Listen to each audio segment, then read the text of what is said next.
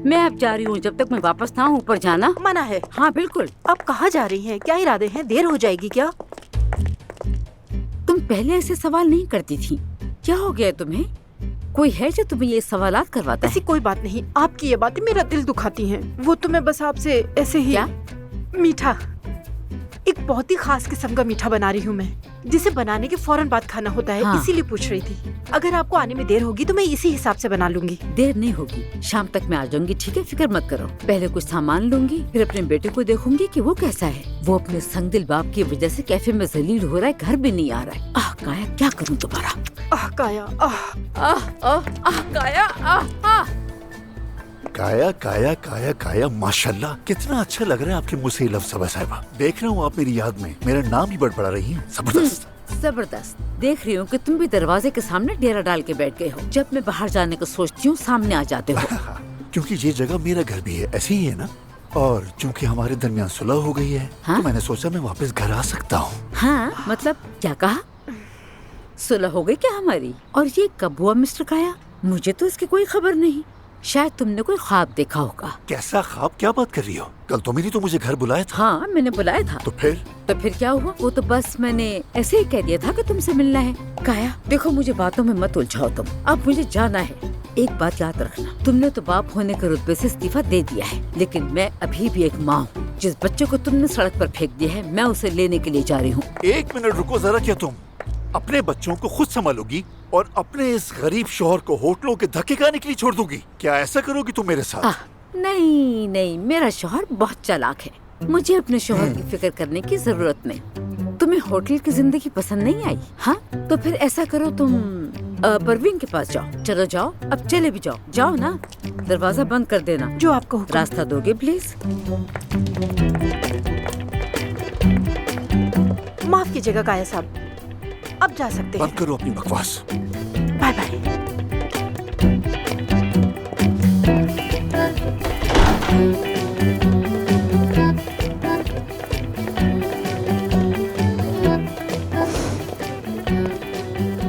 हाँ परवीन, मुझे तुमसे अभी के अभी बहुत अहम बात करनी है।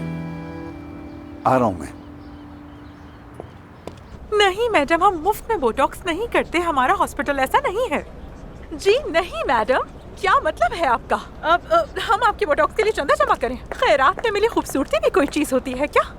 अरे यार, जी मैडम आपके लिए भी यही उसूल है। पागल है क्या? जी मैडम, आपके लिए भी यही उसूल है।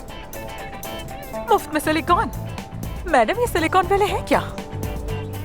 ओह हाँ ठीक है, वो भी कर लेंगे। समझे क्या? हो गया हो गया। ओह, ये सब पागल हो चुके हैं यार। बात सुने, अफसून साहिबा कहाँ है? मुझे उनसे बात करनी है। वो किसी औरत को ढूंढ रही थी ना, वो मुझे मिल गई है। मैंने तस्वीर भी ले ली उसकी। वो कौन है? ये कौन है? क्या चीज है ये? क्या है भाई? इंसान ही है ना? समझ नहीं आ रहा। अरे अब कैसे समझाऊं? इस छोटे फोन से ऐसे ही तस्वीर आती है। अफसून साहिबा मिल जाएंगी तो उनसे कहूंगी कि मेरी तनख्वाह बढ़ा दे। उसके बाद जाकर नया फोन ले लूंगी। तुम यहाँ काम करती हो? ओहो, आपको तो दुनिया की कोई खबर ही नहीं है। हाँ नॉर्मली तो महानूर सब जानती है। हो सकता है कि मसरूफियत में मैंने तुम पर गौर ही न किया हो।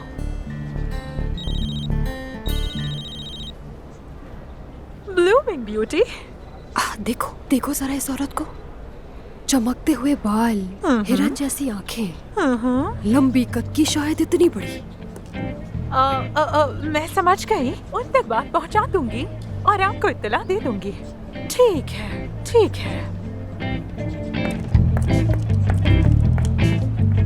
कसम से बहुत ही अजीब औरत है ये। सर हमारे तो फोन ही बंद नहीं हुए, ईमेल का बॉक्स भी ब्लॉक हो चुका है, किसी से राब्ता मुमकिन नहीं।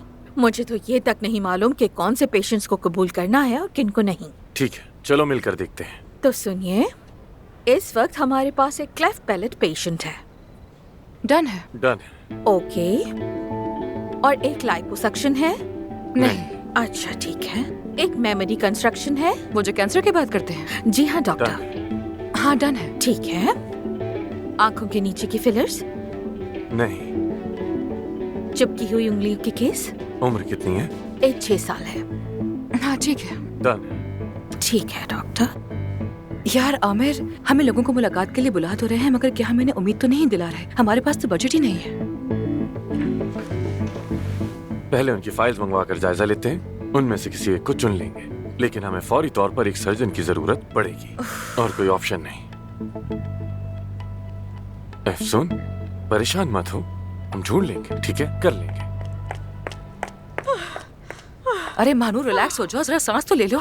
मैं जरा अभी की फोन कॉल सुनाऊं, फिर देखती हूँ कि आप कितनी पुरसुकून रहती हैं। क्या हो गया? एक आदमी ने फोन किया, कहता है बेटे के चेहरे का ऑपरेशन करवाना है।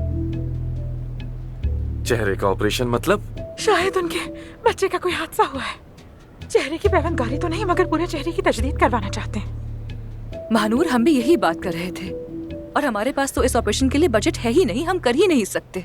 हत्ता कि मतीन साहब का ऑपरेशन भी उस डोनेशन के अमाउंट से मुकम्मल नहीं हो सका था। अगर सादत साहिबा ना होती तो वो भी इम्पॉसिबल होता।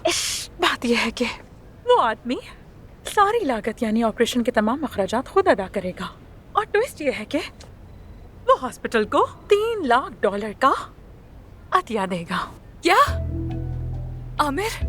आमिर, हम इस डोनेशन से सारे पेशेंट्स का मुफ्त इलाज कर सकते हैं। पता नहीं क्यों कुछ अजीब लग रहा है। कोई इतनी बड़ी रकम यूं ही अतिया नहीं करता आखिर। अरे करता है। एक छोटी सी बात यह है कि वो लोग अदाना में रहते हैं और चाहते हैं कि आप लोग भी अदाना आ जाएं। अगर आप लोगों को कबूल है तो वो वीडियो कॉल पे बात करने के लिए तैयार है। ठीक है, हम बात करेंगे, फौरन बात करेंगे उनसे। फोन करो उनको, जल्दी फोन करो। हाँ, $3 लाख का सवाल है। ठीक है, बात करते हैं। चलो जल्दी करो, जा रही हूँ। चलो।